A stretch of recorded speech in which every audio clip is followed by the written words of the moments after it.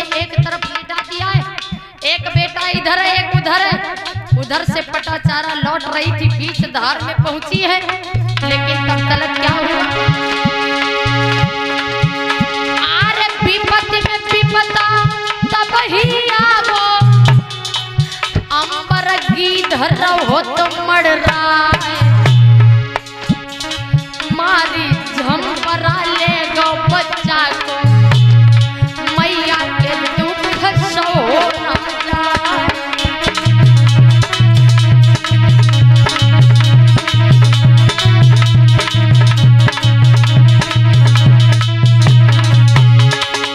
आज पटाचारा अपने एक बेटे को उधर लिटा देती, एक बेटे को इधर छोड़ देती।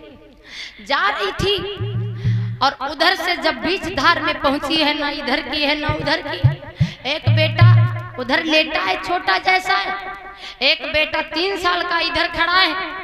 पटाचारा बीच धार में है, तब तक एक मडराता हुआ गीध उस मांस के लोथड़े को जिस समय उठा करके ले गया, ऊपर उस बच्चे को जिस समय नोचने लगा है, तो माँ के मुख के ऊपर जिस समय खून की छींटें गिरने लगी, माँ चिल्लाने लगी है, रोने लगी है, बिलखने लगी है, मन में विचार करने लगी ये क्या हो रहा है हमारे साथ में। लेकिन मैया बीच धार में थी, ना इधर की थी ना उधर की थी, जोर जोर से चिल्लाने लगी, हाथ चलाने लगी, अरे कोई हो तो मेरे बेटे को बचाओ, अरे कोई हो तो हमारी मदद करो। लेकिन उस जंगल में कौन सुने, कोई था नहीं।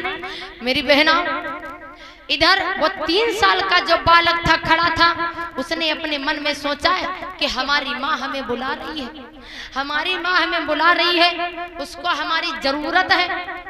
तो बेटे ने ये समझा और उसी नदी में छलांग लगा दी, और पानी का बहाव तेज था, इसीलिए बेटा बहता हुआ उसी नदी में चला गया।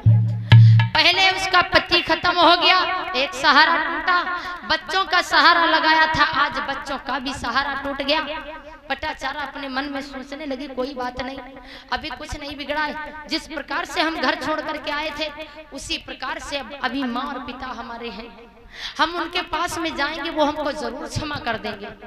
जा रही थी, लेकिन तब तलक रास्ते में ही उसका एक पड़ोसी मिल गया। आज पटाचारा ने जवाब दिया है भैया कि मेरे बबुला को आलू बताई दीजिए मेरे भैया हो,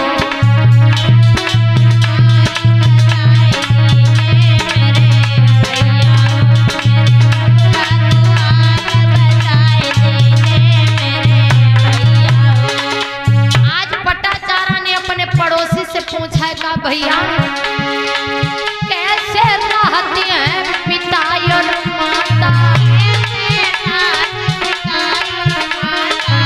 हमको तात बताइयो बाता,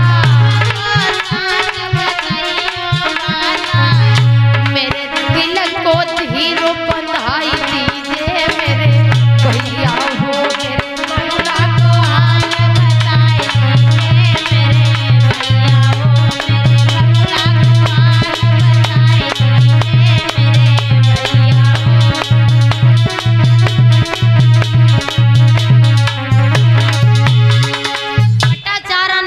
पड़ोसी से पूछा का भैया एक बात बताओ हमारे माँ और पिता कैसे रहते हैं? तो उसने जवाब दिया तू क्या तू पटाचारा है? कहा हाँ। कहा तुम तो उस दिन चली आई थी जिस दिन तुम्हारे घर में तुम्हारी बारात पड़ी हुई थी और तुम घर छोड़ करके भगाई थी। कहा हाँ भैया मैं वही अभागन हूँ। कहा तेरा पति कहाँ है? कहा वो तो इस दुनिया को छोड़ करके खत्म हो गया। और कहा हमारी जो कहानी है ना बहुत दुख भरी कहानी है, हम घर में सब बताएंगे, ये बताओ हमारे माँ और पिता कैसे? तो उस व्यक्ति ने जवाब दिया है पटाचारा से, कहा सुनो बहना तुम्हें नहीं मालूम अभी जो पीछे बहुत जोरों से आंधी और तूफान आया था, क्या तुझे याद है? तो पटाचारा ने कहा बहुत अच्छे से याद है, क्योंकि उसी तूफान में हमने एक बच्चे को जन्म दिया था। कहा हमें बहुत अच्छे से याद है। तो कहा तेरा बच्चा है कहाँ? कहा वो इस दुनिया में नहीं रहा, न पति रहा न हमारे बच्चे रहे। तो कहा हाँ याद है वो तूफान हमको खूब। का क्या बात है?